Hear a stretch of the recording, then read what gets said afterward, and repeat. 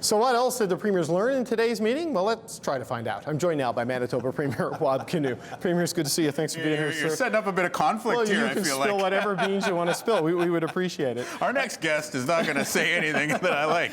Well, I'm wondering, what is your sense of where things stand with August 1st approaching? I mean, there's obviously an unpredictability in the president. There is an uncertainty in the economy. Well, I mean, where do you think we are? Say the least when you're talking about President Trump.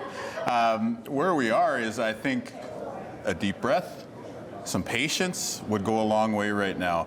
I totally understand business owners, employees who are feeling so much pressure because of what the president has done. But we also need to, I think, understand that a bad deal for Canada would be worse than some of the other options, like putting up with more uncertainty for a few more months, taking us later into this year. So I think we need to be aware of the fact that keeping our options open as a country, as Canada, might be in our economic best interest at this time. When you talk about the president, if we do a deal by August 1st, maybe we rush to make some sort of, capitulation, or we give him something that he wants there. Who's to say that he's not going to change the terms, pull the rug out? It's the starting point for the next concessions, exactly. Right? I get you. So there you go. And so what's the rush at this point? Like, I understand the pressure in terms of the economy, but given the parameters of the negotiation that we have here, I think we do well to maintain some resolve and a steady hand. And look, and I get the argument that maybe more uncertainty is better than signing a bad deal, but there's key sectors out there that are getting hammered, right? Steel, auto, potentially aluminum, copper, pharmaceuticals down the road. So, time is of the essence if you're the auto sector right now, right? But when you're negotiating a deal, you hit the clock and you put pressure on the person on the other side of the table, right? Like, if you're going in to buy a car and then all of a sudden they tell you, oh yeah, the other person was in here and they're going to buy that same vehicle, you start to panic and maybe you pay a bit more than you were expecting. We have steelworkers in Manitoba. We want to protect their jobs. We've got, in our province, actually only about 51% of our exports are CUSMA compliant. So we're potentially exposed in Manitoba to a big chunk of the business that we do with the states. But given the way the Trump administration has continuously moved the goalposts, has continuously put different issues on the table, taken them off, I think we should maybe just let go of the August 1 deadline as a fixation. And the fixation that we should have is a good deal. Right. The long-term best interest of Canada. I think future generations are going to look back at this moment as an inflection point, and I don't want us to get it wrong.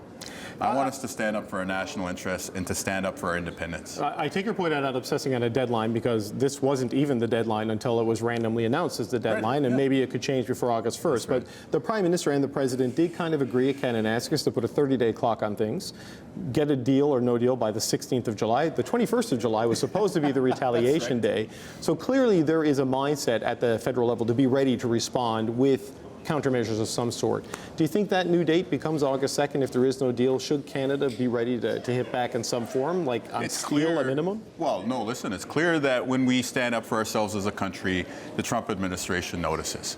You've heard commentary from administration officials about the booze being taken off shelves, about people changing their buying habits, about all these other things that Canadians have done, rightfully so, to stick up for ourselves. So should we prepare more tools to use in this negotiation? Yes. Should we find ways to give ourselves more leverage when it comes to the relationship with the United States? Yes.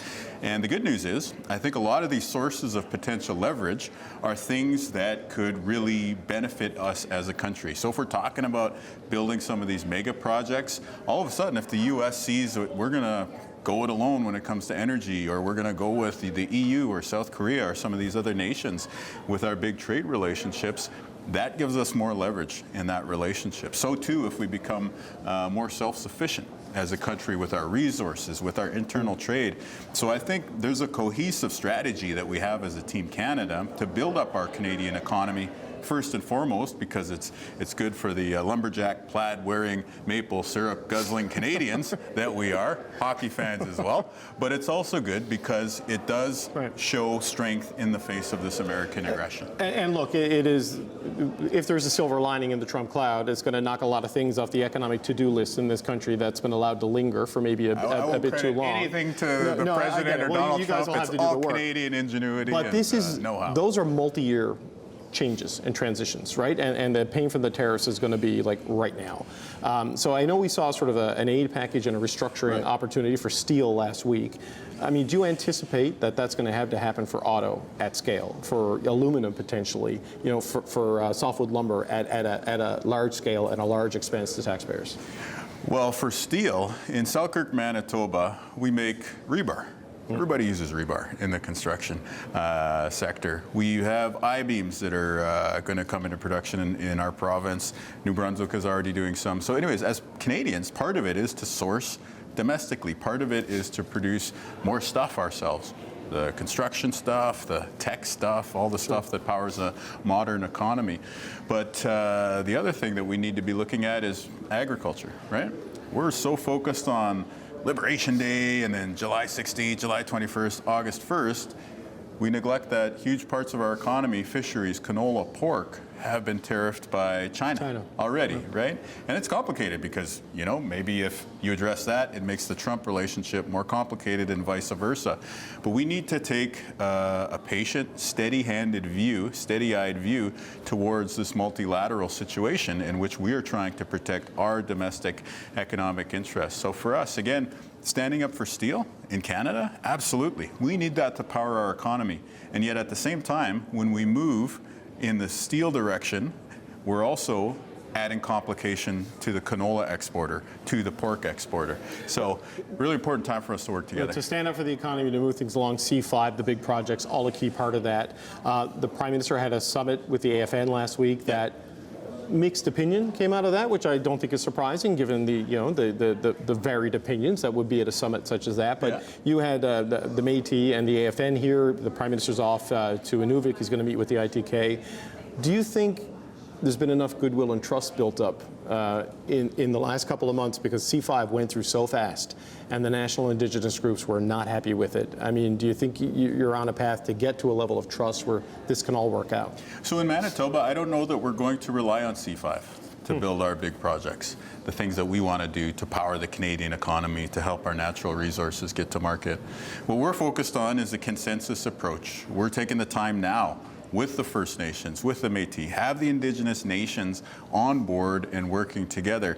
And if we don't have that, we're not going to move forward with big projects. On the flip side, if we can build that consensus and sustain that consensus, I think that's the model of how you get big things done. So, C5, other approaches that we're seeing across the country, I think it's an interesting time because we have a bit of an idea lab going on here right now. We're seeing different approaches to trying to get big multi-billion-dollar projects done in our country.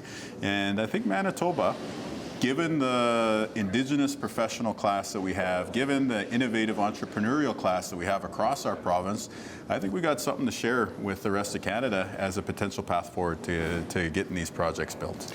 Just one last thing. There was an MOU signing today with Alberta, Saskatchewan, and Ontario to get a pipeline from west to east, and right in the middle of that's Manitoba. You weren't part of the MOU. Is there a reason for that? Where does your government and you fit into the possibility of a Line 5 replacement? How do you view it? Well, I would go back to what I just said. Our priority is to get the Indigenous nations and our provincial government on the same page about what is our nations building project, because we're not only going to build up Canada, we're going to make sure that that young kid growing up on a reserve, the young Métis child, has the ability to build a career and a future for themselves. And so for us, I know this is a time where we're signing a lot of MOUs. We signed interprovincial trade MOUs while we were here. We signed one about the Port of Churchill with the province of Saskatchewan. But some of these other ones, we want to just make sure that we have the support of the Indigenous nations in Manitoba first. And so I always say that the economic horse pulls the social cart, but you know, that other cliche about don't put the cart before the horse maybe rings through, and then making sure we got the content and the consent right before we try to push shovels in the ground is the approach we're putting our money on. So you're not necessarily against it, but you're just not there yet. Am I understanding it correctly? We're in a process right now that is at the start, and we think that even though maybe we're spending a bit more time in this lead stage of development, we think we're going to get to the finish line as fast or faster than anyone else. Okay. Manitoba Premier Wab Kinew, we always appreciate the time. Thanks for being here, sir. Talk to you soon.